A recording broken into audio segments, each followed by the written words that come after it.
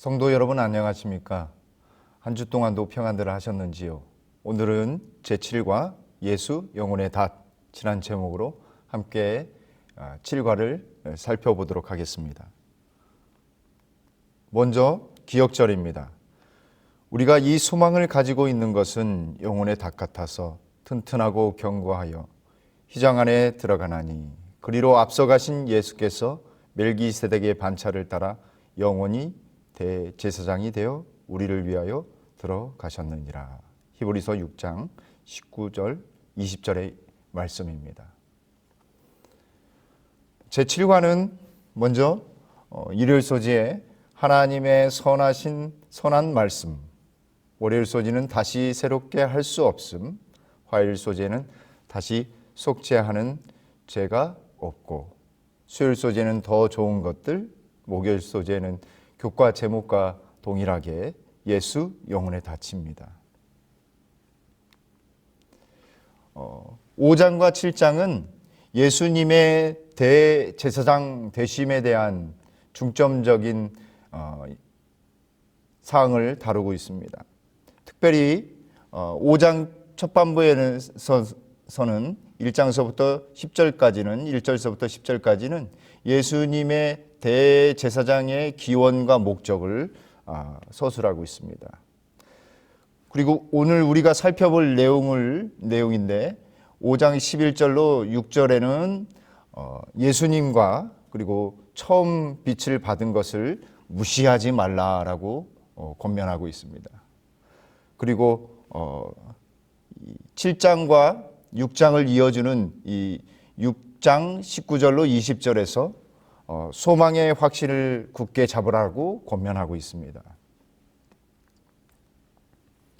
좀 더 5장 11절로 6장 20절에 있는 말씀을 조금 더 자세히 살펴보면 예수님을 떠나는 것에 대한 위험을 아주 강하게 권면하고 있습니다. 그리고 고난 중에서 둔감해진 영적인 상태, 성도들의 영적인 상태를 지적하면서 복음의 이해와 경험에 대한 성장이 멈춘 것을 염려하고 권면하고 있습니다.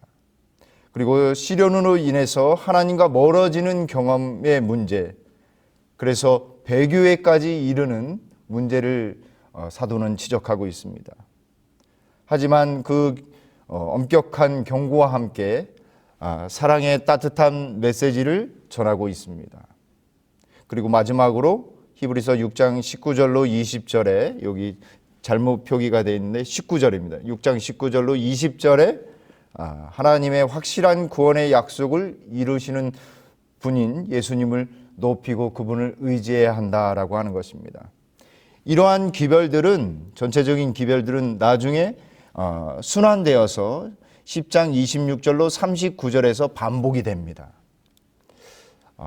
처음 살펴보았지만 우리 히브리서 9절을 살펴보면 우리가 오늘 살펴볼 내용들은 예비적인 권면에 해당됩니다. 그래서 이 전반 부분에 예비적인 권면과 함께 실질적으로 전반 부분의 주요 내용인 예수님의 대제사장 되심에 대한 내용을 들어가도록 가교 역할을 해준다라고 할 수 있겠습니다. 히브리서 6장 19절로 10장 20절에 있는 내용을 전체적으로 구조를 우리 재림교회 학자인 윌리엄 쉐이 박사가 이렇게 교차 대꾸 구조를 발견하고 제시했습니다. 아주 탁월하게 교차 대꾸 구조를 제시하고 있습니다. 그래서 여기 6장 19절로 20절의 휘장과 맨 마지막 부분인 10장 19절로 20절에 있는 내용이 대응되면서 계속해서 강조되고 있고 반복하고 있다라고 할 수 있겠습니다. 이 구조를 염두에 두시면서 한번 오늘 소지를 들어가도록 하겠습니다. 일요일 소지입니다. 하나님의 선한 말씀을 맛봄입니다. 히브리서 6장 4절로 5절 말씀입니다. 한 번 빛을 받고 하늘의 은사를 맛보고 성령의 참여한 바 되고 하나님의 선한 말씀과 내세의 능력을 맛보고도라고 말씀합니다. 여기 한 번 빛을 받고라고 말씀하셨습니다. 이 한 번이라고 하는 표현은 하팍스입니다. 한 번 일회를 강조하는 것이 아니라 사실은 단번에 그 한 번으로 온전히 그 빛을 경험하고 맛봤다라고 하는 것입니다. 이 말씀이 이 대응되는 구절이 있는데 여기 히브리서 10장 32절에 있는 말씀입니다. 전날에 너희가 빛을 받은 후에 고난의 큰 싸움을 견디어 낸 것을 생각하라 라고 했습니다. 전에 예수님을 만나고 복음을 받았던 것을 기억하라 라고 하는 말씀입니다. 그래서 여기 빛을 받았다라고 하는 말씀은 회심을 경험했다라고 하는 뜻입니다. 다시 말하면 예수님을 영접했다. 그리고 전에 경험했던 죄악 세상에서 다시 예수님을 만나고 하늘나라의 시민으로서 영적인 경험을 했다라고 하는 것입니다. 그래서 어두운 사단의 권세로부터 벗어나서 하나님의 빛으로 돌아선 것을 의미합니다. 이 돌아선다라고 하는 표현은 사실은 회개 그 자체의 뜻을 의미합니다. 그래서 회개, 메타노에오라고 하는 그 단어의 뜻이 돌아선다라고 하는 뜻을 가지고 있습니다. 그래서 죄와 무지로부터 구원을 받은, 그래서 죄로부터 완전히 돌아서서 예수님께로 가며 구원을 받은 것을 의미합니다.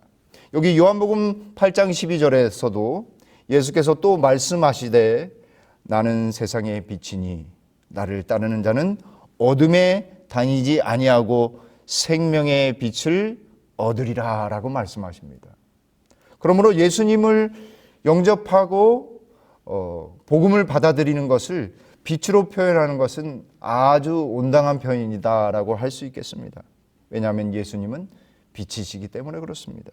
그리고 그 빛은 우리에게 생명의 빛을 얻게 하는 빛입니다. 데살로니가 전서 5장 4절로 5절에 특별히 5절에 너희는 다 빛의 아들이요 낮의 아들이라 라고 말씀하고 계십니다. 그리고 요한일서 1장 5절로 7절에 곧 하나님은 빛이시라 그에게는 어둠이 조금도 없으시다라고 말씀하십니다. 그리고 이 빛 가운데 우리가 행해야 된다라고 말씀합니다. 이렇게 행하면 우리가 예수 그리스도의 피가 우리를 모든 죄에서 깨끗하게 하실 것이다 라고 우리에게 말씀하고 계시는 것입니다. 그러므로 여기 한 번 빛을 받았다라고 하는 것은 한 번만 빛을 받았다라고 하는 것이 아니라 온전한 빛을 단번에 받았고 예수 그리스도를 경험했다라고 하는 것입니다. 이 한 번 빛을 받고 하늘의 은사를 맛보고 성령에 참여한 바 되고 이 4절 후반부에 있는 말씀입니다. 하늘의 은사, 여기 은사라고 하는 이 말은 본래 도레아스라고 해가지고 선물을 의미합니다. 하늘의 선물을 맛보고 성령에 참여한 바 되었다. 이 말씀은 이 하늘의 은사 그 자체가 선물 자체가 성령을 나타내기에 같은 의미를 다르게 표현한 것으로 우리가 이해하면 좋을 것 같습니다.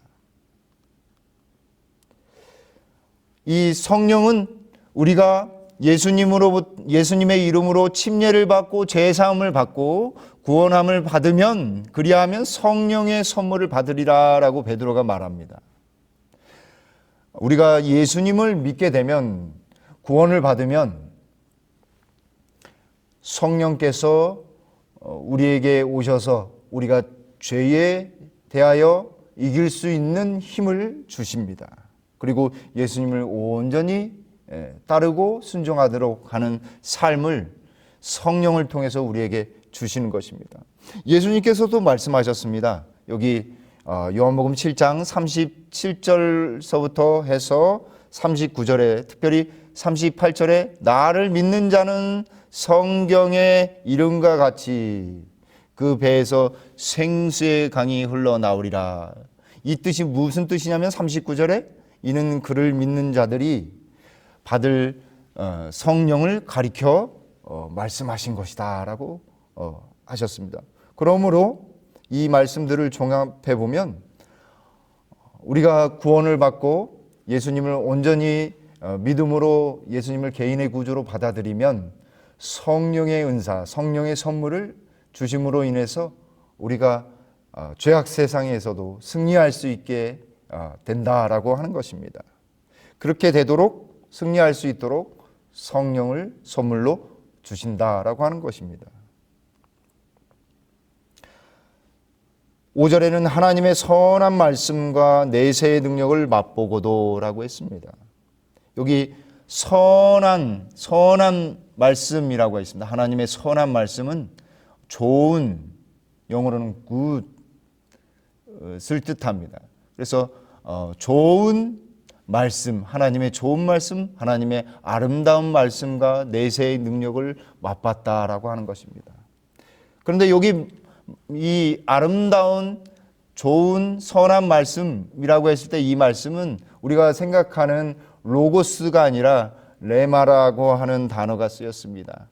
사실 로고스는 예수님을 지칭하기도 합니다.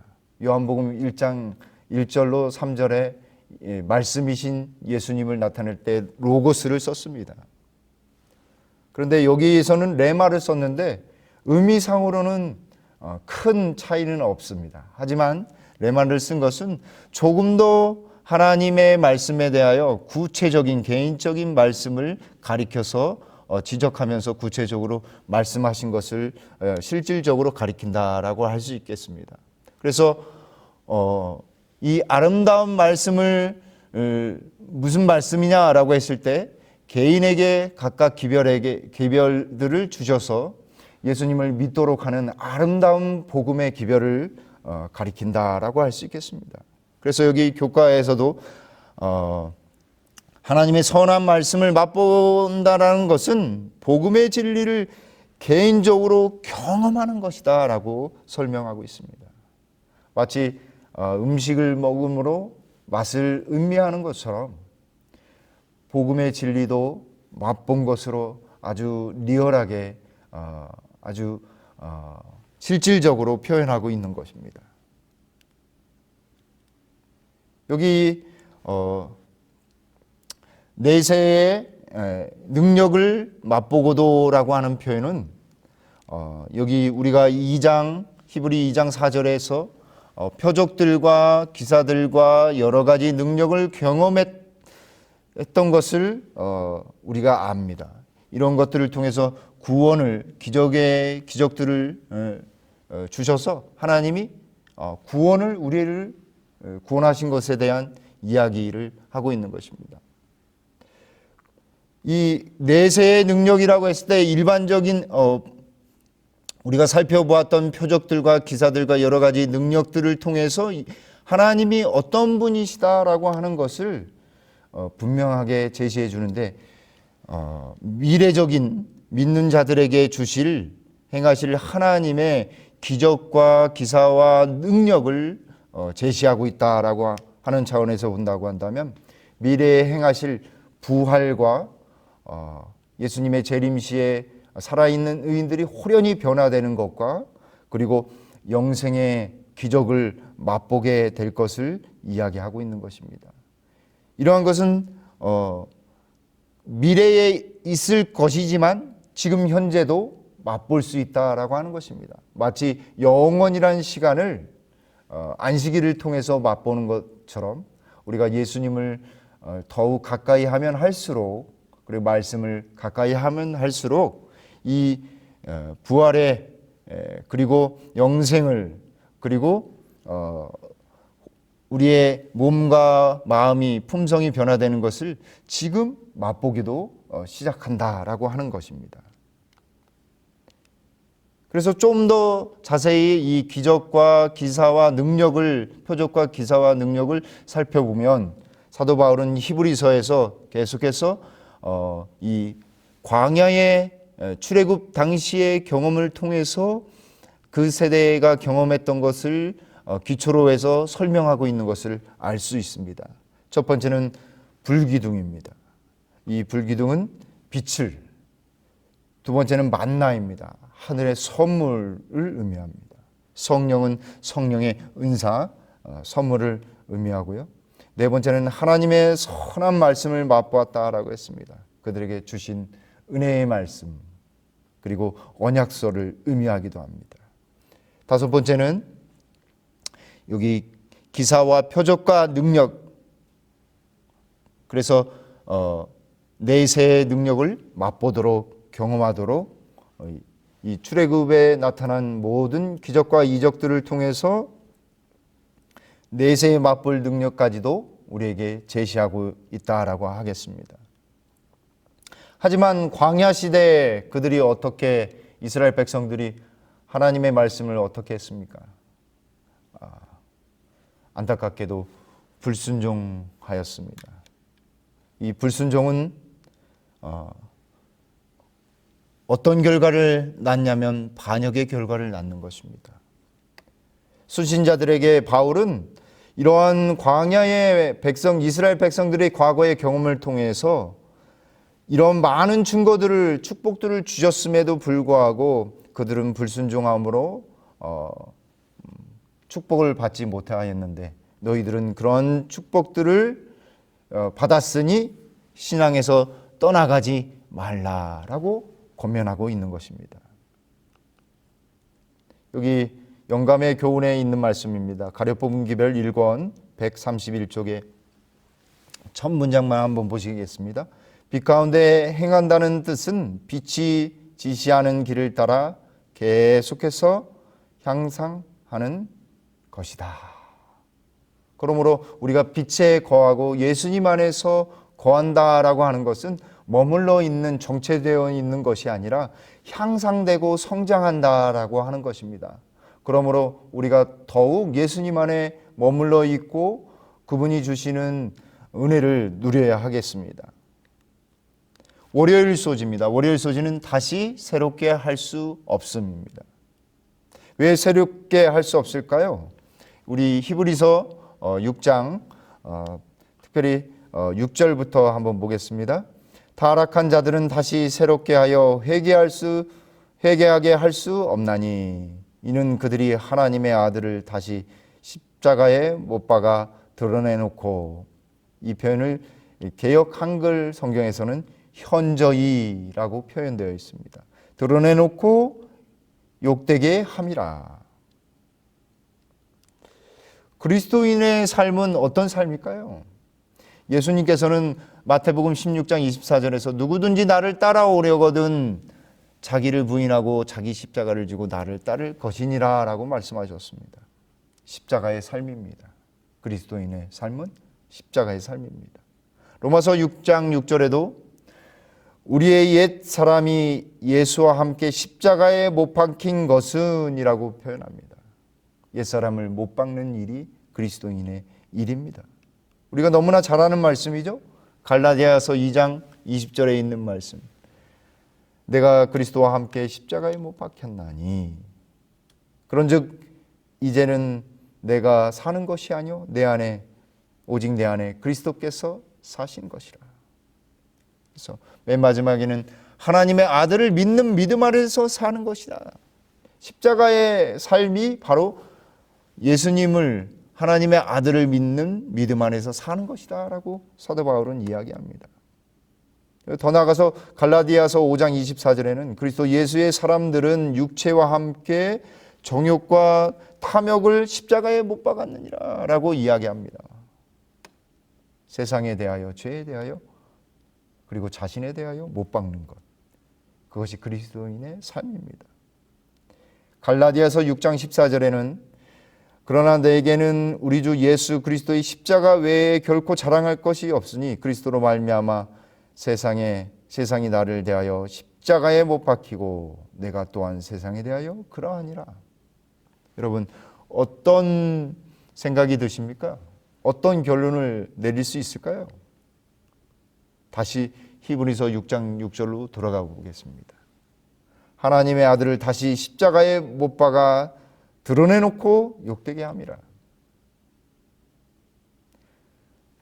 여기에 십자가에 예수님을 다시 못 박는다라고 하는 표현이 무슨 표현일까요? 어떤 의미일까요? 예수님을 등진 것, 예수님을 배반한 것, 예수님을 뒤에 바로 나오죠. 못 박아 드러내놓고 욕되게 했다라고 하는 것입니다. 예수님을 등진 것, 그것을 의미하는 것입니다. 그래서 여기 드러내놓고 욕되게 하다라고 하는 표현은 공개적으로 수치를 드러내는 것입니다. 공개적으로 모욕을 주는 것이죠. 그것도 고의적으로, 의도적으로 공공연히 하는 것입니다. 다시 말하면 배교인 것입니다. 그래서 쉬운 성경에는 이 히브리 6장 6절을 이렇게 번역하고 있습니다. 그런데 그들이 그리스도를 떠나 버렸습니다. 이들을 다시 돌이킬 수 있는 방법은 없습니다. 왜냐하면 그들은 하나님의 아들을 다시 십자가에 못 박고 사람들 앞에서 욕되게 했기 때문입니다. 라고 아주 쉽게 번역을 하였습니다. 가룟분기별 3권 415쪽에 영감의 교훈에 있는 말씀입니다. 그리스도를 배반하고 거절하고 십자가에 못 박는 장면이 재현되어 왔으며 다시 큰 규모로 재현될 것이다. 마지막 시대에 이러한 일들이 다시 재현된다라고 하는 것입니다. 다시 있을 것이다라고 하는 것입니다. 예수님을 신실히 믿던 사람들이 배반하고 거절하고 십자가에 못 박는 장면이 재현된다라고 하는 것입니다. 다시 말하면 배도의 장면이 예수님을 사랑한다 해놓고 등을 돌리는 그러한 일들이 사단을 통해서 있을 것을 말씀하고 있는 것입니다. 화열소지입니다. 화열소지는 다시 속지 않은 제사가 없고라고 했습니다. 26절에서 우리가 진리를 아는 지식을 받은 후 짐짓 죄를 범한 즉 다시 속죄하는 제사가 없고라고 했습니다. 그래서 27절에서는 맹렬한 불, 심판을 이야기합니다. 대적자들이 심판을 받을 것이다 라고 하는 것입니다. 29절에서는 이제 이 짐짓 죄를 범한 다시 속죄하는 제사가 없는 죄들을 세 가지를 언급합니다. 29절 한번 보겠습니다. 29절입니다. 하물며 하나님의 아들을 짓밟고 자기를 거룩하게 한 언약의 피를 부정하는 것으로 여기고 은혜의 성령을 욕되게 하는 자가 당연히 받을 형벌은 얼마나 더 무겁겠느냐 너희는 생각하라. 용서함이 없는 죄에 대하여 세 가지를 언급합니다. 첫 번째는 하나님의 아들을 짓밟는 것입니다. 하나님의 아들을 짓밟는다라고 했을 때 이거는 완전히 의도적이고 공공연하게 행하는 것입니다. 예수님 존재 자체를 완전히 무시하는 것입니다. 그리고 멸시하는 행동을 통해 반역 행위로 적극적으로 표현하는 것을 의미합니다. 이러한 일들은 어디에서 행해지는 일들이었습니까? 사실은 하늘에서 있었습니다. 루스벨 천사와 미가엘이신 예수님과의 모습 속에서도 볼 수 있었습니다. 두 번째는 언약의 피를 부정하는 것으로 여기는 것입니다. 예수님의 십자가를 거부하는 것입니다. 인정하지 않는 것입니다. 예수님의 희생을 거절하는 것입니다. 그래서 예수님의 십자가를 거부하고 거절하고 무시하는 것입니다. 이렇게 되면 예수님의 십자가를 거부하고 예수님의 희생을 거부하게 되면 용서와 구원을 거부하게 되는 것입니다. 하찮게 여기고 무관심하게 여기는 것입니다. 세 번째로는 은혜의 성령을 욕되게 하는 것입니다. 은혜의 성령을 욕되게 한다. 아주 강력한 표현이 아닐 수 없습니다. 여기 특별히 욕되게 하다라고 하는 이 헬라어의 뜻은 무례함과 특별히 거만하고 오만한다라고 하는 표현인 것입니다. 배교자들은 하나님의 은혜를 무시하고 모욕하는, 완전히 적극적으로 공개적으로 강력하게 하는 것입니다. 사실 성령을 거역하는 죄는 어떻습니까? 성령을 회방하고 거역하는 죄는 다시 용서함을 받을 수 없습니다. 그래서 영감의 교훈의 부조화 선지자 405쪽에서는 하나님께서 당신의 영을 나타내심으로 죄인들을 책망하시고 죄를 깨닫게 하신다. 그러나 성령의 역사가 마침내 거절당하면, 성령의 역사가 거절당하면 하나님께서 더 이상 그 영혼을 위하여 아무것도 하실 수 없으시다. 성령을 거역하게 되면, 마음의 문을 온전히 닫아 걸으면, 히브리서의 표현으로 하면 강팍하게 하면, 딱딱하게 마음이 굳어지면 성령의 역사도 그 마음을 어떻게 할 수가 없는 것입니다. 그러므로 우리는 성령의 역사를 통해서 우리에게 말씀하시고 권면할 때 우리는 귀담아 들어야 하는 것입니다. 그렇게 될 때 우리는 다시 용서함을 받고 기회를 얻을 수 있는 것입니다. 수요일 소지입니다. 더 좋은 것들입니다.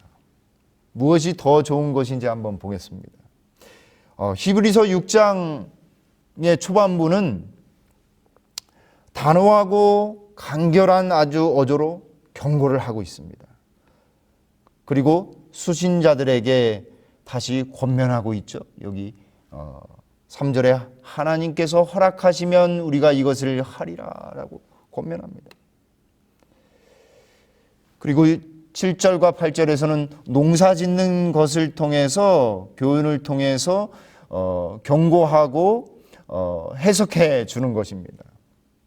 마치 땅에서 합당한 열매와 합당한 채소를 성장시키고 열매를 맺으면 하나님께서 하나님께 복을 받고, 하지만 불순종하고 제대로 기경하지 않으면 가시와 엉겅퀴를 내어서 저주를 받는다라고 하는 것입니다.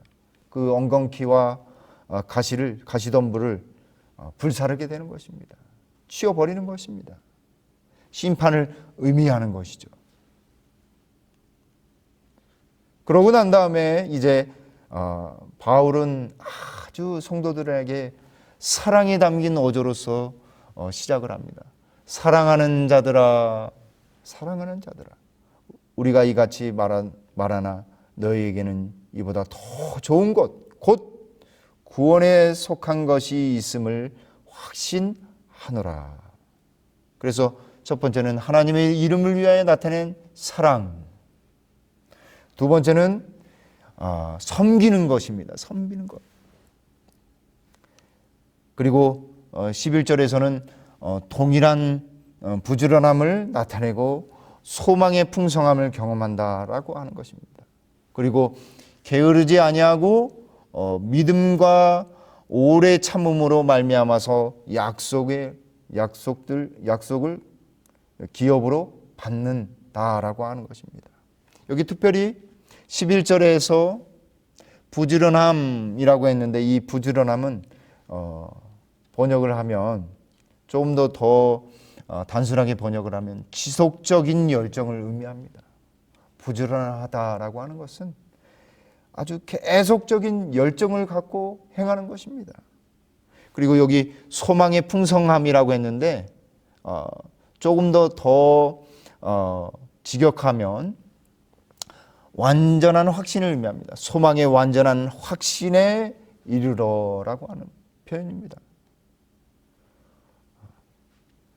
이러한 믿음과 오래 참음으로 이렇게 약속들을 기업으로 받는다라고 했는데, 이 믿음과 오래 참음을 자세히 이제 히브리서 11장에서 믿음의 조상들의 모본을 제시하면서 믿음으로 아담은, 믿음으로 아브라함은, 믿음으로 다윗은, 믿음으로 삼손은, 믿음으로 아브라함은, 이렇게 해서 믿음의 조상들의 모본을 제시합니다.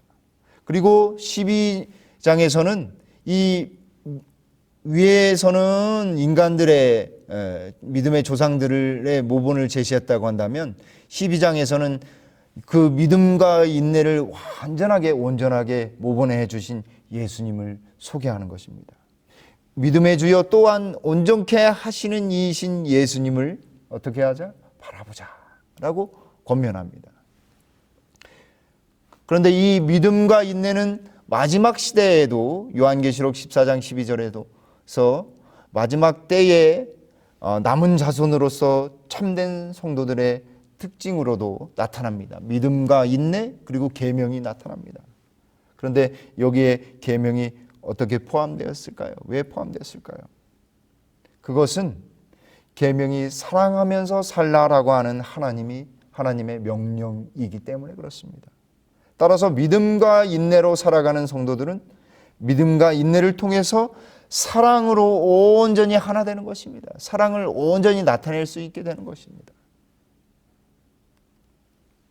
여기 교회 증언 2권 681쪽에 하나님께서 믿음과 확신을 두는 가난한 사람, 하나님의 사랑과 돌보심을 신뢰하며 선을 많이 하며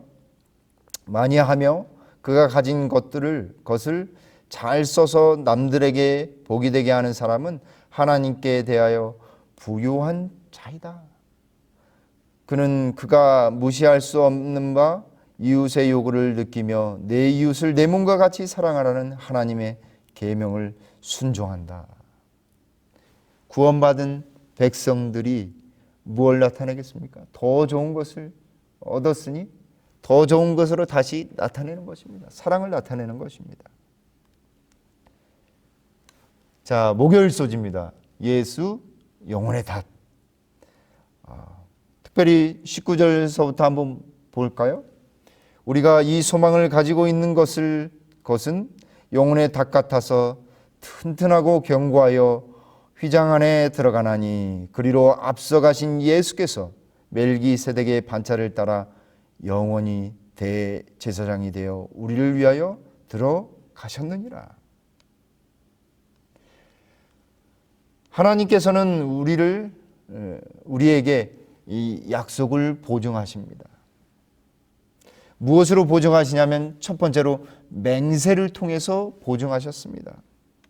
맹세는 그냥 약속보다도 더 확실한 것입니다. 왜냐하면 무엇이 담보되었기에 맹세합니까? 생명을 담보하고 있기 때문에 그렇습니다. 언약을 세울 때 무엇으로 세우냐면 피로써 세웁니다. 첫 언약에서도 맹세를 통해서 피로 언약을 체결해서 약속을 보증하셨고, 새 언약에서도 맹세를 하셨고 하나님께서 예수님을 통해서 맹세하셨고 그 맹세한 그 언약을 예수님의 피로 체결한 것입니다. 그러므로 더 좋은, 다시 체결할 것이 없는 온전한 언약이기에, 새 언약이기에 더 좋은 약속의 보증을 하신 것입니다.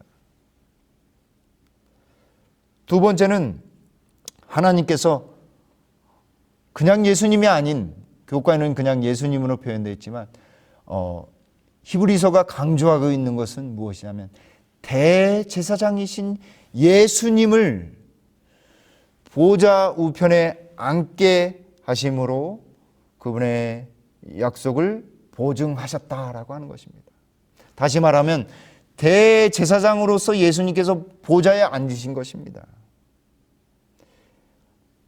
그래서 예수님의 승천은 단순한 의미가 아니라 신자들에게 다시 우리도 승천할 수 있고 부활할 수 있는 특권을 예수님을 통해서 우리가 얻을 수 있음을 예수님의 부활하심과 승천과 대제사장 되심을 통해서 우리는 확인할 수 있고 확신할 수 있는 것입니다. 그래서 예수님께서 부활하시고 승천하시고 대제사장으로서 보좌에 앉으셨을 때, 주기하셨을 때에 주기하신 것은, 이러한 것은 바로 성도들이 재림시에 부활과 승천할 수 있음의 확실성을 보장하는 것입니다. 구원의 보장인 것이죠. 그런데 예수님께서 어떻게 대제사장이 되셨나, 그리고 구원의 창시자가 어떻게 되셨나? 바로 예수님을 보니 모든 사람을 위하여 죽음을 맛보았다라고 하는 것입니다. 예수님은 죽음을 맛보셨습니다. 경험하셨습니다. 온전한 죽음입니다. 둘째, 사망의 죽음, 완전히 존재 자체가 없어지는 죽음입니다. 그런데 이 예수님의 죽음을 맛보신 것과 우리와 얼마나 대조적입니까? 우리에게는 예수님께서는 죽으심을 맛보셨지만 우리는 빛을 받고 하늘의 은사를 맛보고, 그리고 내세의 하나님의 선한 말씀과 내세의 능력을 맛보았다라고 하는 것입니다. 얼마나 대조적입니까? 그러므로 하나님 앞에 계신, 아버지 하나님 앞에 계신 예수님의 존재는 영혼의 닭 같습니다. 마치 큰 배가 한 곳에 정박하거나 머물기 위해서 닻을 내려서 온전하게 안전하게 유지하는 것처럼, 확고부동하게 그곳에 있는 것처럼, 우리도 우리의 영혼에 닫히신 예수님께 온전히 정박해야 하겠습니다. 완전한 보증이 되신 예수님을 우리가 바라봐야 하는 것입니다. 그 닻은 교과의 내용에 있는 것처럼 하나님의 보좌를 붙들어 매신 닻입니다. 하나님께서 우리에게 주시는 약속이 예수님을 통해 온전히 성취되어 하나님의 영광이 온전히 드러나고 있는 것입니다. 그래서 그분께 우리가 우리의 닻을 내려야지만, 그분을 우리의 영혼의 닻으로 삼아야지만 우리는 안전할 수 있는 것입니다. 여기까지 이 교과 내용인데 여기에서 다루고 있지 않은 아주 중요한 내용을 우리가 조금 더 살펴보도록 하겠습니다. 아주 중요한 내용입니다. 사실 히브리서 6장 19절로 20절은 6장의 결론이기도 하며 7장의 도약입니다. 도입구입니다. 19절은 약간은 어딘가 부자연스러운 문장인 것을 우리가 계속해서 반복해서 읽어보면 알 수 있는데, 그 뜻은 그 문맥적으로 봤을 때 소망의 안정성과 확실성을 나타내는 것입니다. 그래서 구조상으로 휘장이라고 하는 것, 10장 19절로 20절과 6장 19절로 20절이 딱 교차되어서 대응되는 구조를 가지고 있습니다. 그런데 20절에서 보시면 우리가 19절을 좀 자세히 의미를 살펴보려면 20절에서 그곳에 들어간 분이 누구십니까? 확실하게 영원히 대제사장이 되신 예수님인 것을 우리가 알 수 있습니다.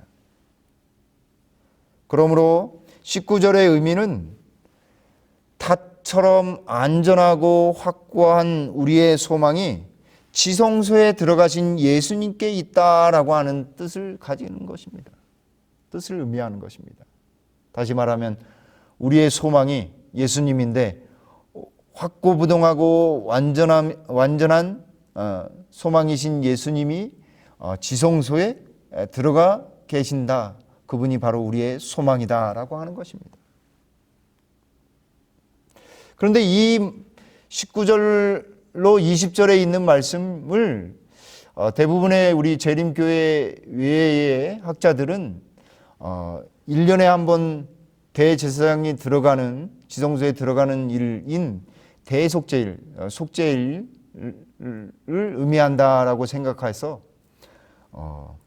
모든 십자가의 속죄가 다 성취되어서 끝났다라고 이야기하는 근거로 이야기합니다. 그러나 이렇게 주장을 하게 되면 몇 가지 큰 문제가 발생합니다. 첫 번째로 기독교의 핵심인 예수님의 재림의 지연에 대하여 답해 줄 수 없다라고 하는 것입니다.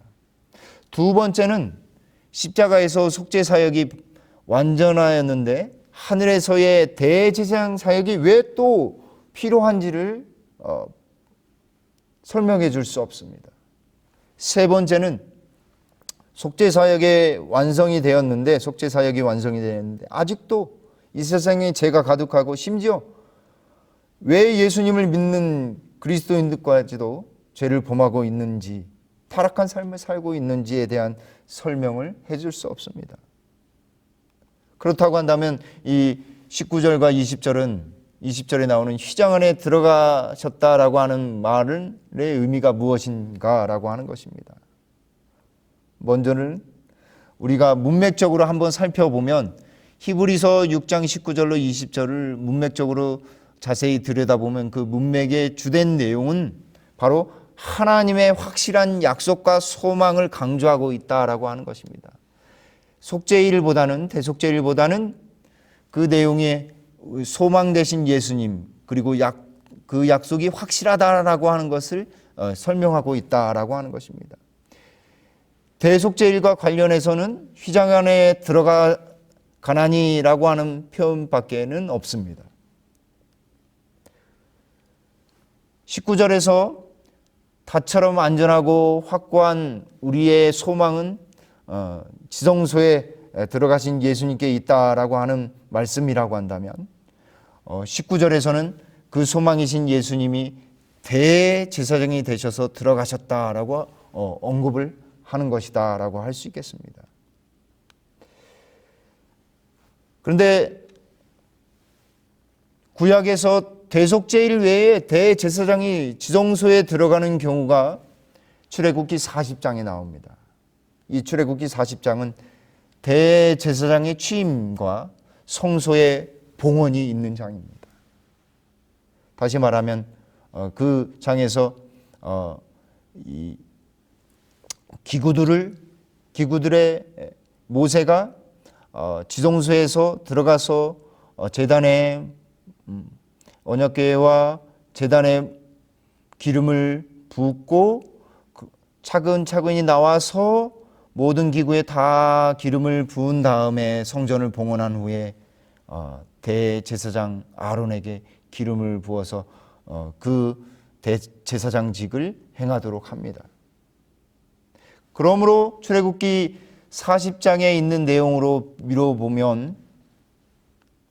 미루어 생각해 볼 때 히브리서 6장 19절로 20절은 대속죄일 의식이 아니라 하늘 성소의 봉헌과 예수님의 대제사장의 취임식의 원형임을 알 수 있는 것입니다.